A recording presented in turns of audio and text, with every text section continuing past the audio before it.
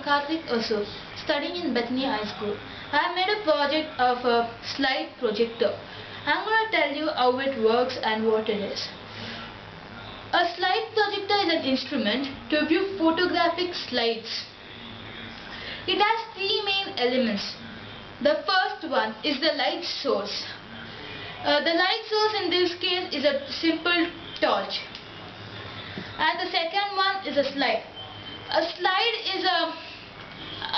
is a picture printed on a transparent sheet like these. And the third one is a magnifying glass or a focusing lens to increase the size of the image. Slide projectors were common during the 1950s and 1960s as a source of entertainment. Nowadays, the slide projectors have been replaced by the digital projectors, digital cameras, DVD media, then LCD display monitors, etc. etc. The slide projectors was also there in the 15th century. They were known as magic lanterns. Okay, but the only difference was that they used oil lamps instead of as a light source. Then, okay, the slide projector is based on the principle of projection.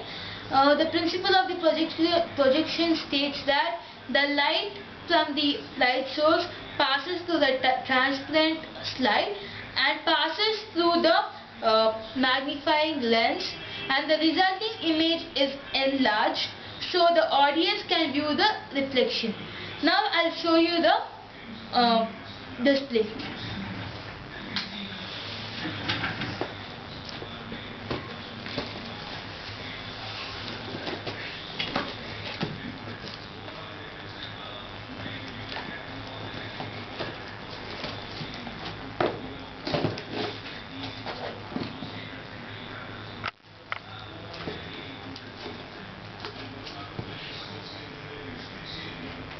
Can you see the image?